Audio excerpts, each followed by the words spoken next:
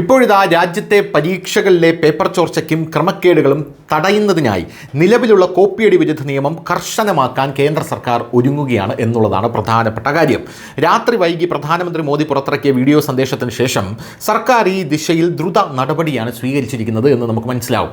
കഴിഞ്ഞ ദിവസം രാത്രിയാണ് പ്രധാനമന്ത്രി നരേന്ദ്രമോദി സോഷ്യൽ മീഡിയ പ്ലാറ്റ്ഫോമുകളിൽ ഒരു വീഡിയോ പങ്കുവച്ചത്. അതിനുശേഷം രാജ്യത്ത് ഈ കോപ്പി അടിക്കുന്നവർക്കെതിരെയുള്ള നടപടികൾ അല്ലെങ്കിൽ പേപ്പർ ലീക്ക് ആക്കുന്നവരെക്കുറിച്ചുള്ള നടപടികൾ ശക്തമാക്കിയിരിക്കുകയാണെന്നുള്ളതാണ് മറ്റൊരു പ്രധാനപ്പെട്ട കാര്യം. അതായത് നമ്മുടെ നാട്ടിലെ വിദ്യാർത്ഥികളോട് പറയുകയാണ്, ഇനി നിങ്ങൾ കോപ്പി അടിക്കാൻ ശ്രമിച്ചു കഴിഞ്ഞാൽ നിങ്ങൾ അകത്തു പോകുന്ന രീതിയിലുള്ള നിയമങ്ങളാണ് വരാൻ പോകുന്നത് എന്നുള്ളതാണ്. പേപ്പർ ലീക്കായാലും അതിന് അകത്തു പോകുക മാത്രമല്ല 10 വർഷം തടവ് മാത്രമല്ല 10 കോടി രൂപ പിഴയും വരുന്നുണ്ട് എന്നുള്ളതാണ് മറ്റൊരു പ്രധാനപ്പെട്ട കാര്യം. അതുകൊണ്ട് നമുക്കറിയാം, നമ്മുടെ നാട്ടിൽ നെഞ്ചിൽ കൈവച്ച് ഒരു ആൾക്കും, അതായത് CJP പ്രൊട്ടസ്റ്റിന് പോയി അവിടെ പേപ്പർ ലീക്കിന് വേണ്ടി സംസാരിക്കുന്ന ഒരാൾക്കും പറയാൻ സാധിക്കില്ല താൻ ജീവിതത്തിൽ ഒരിക്കലും കോപ്പി അടിച്ചിട്ടില്ല എന്ന്.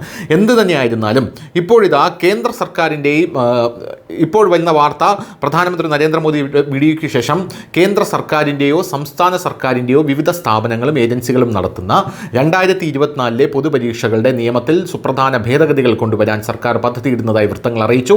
വെള്ളിയാഴ്ച നടക്കുന്ന മന്ത്രിസഭാ യോഗത്തിൽ ഈ നിർദ്ദിഷ്ട ഭേദഗതികൾ അംഗീകരിച്ചേക്കാം. അതിനുശേഷം അടുത്ത ആഴ്ച പാർലമെന്റിന്റെ മൺസൂൺ സമ്മേളനത്തിൽ ഈ ഭേദഗതി ബിൽ അവതരിപ്പിക്കുമെന്നുള്ളതാണ് പ്രധാനപ്പെട്ട കാര്യം.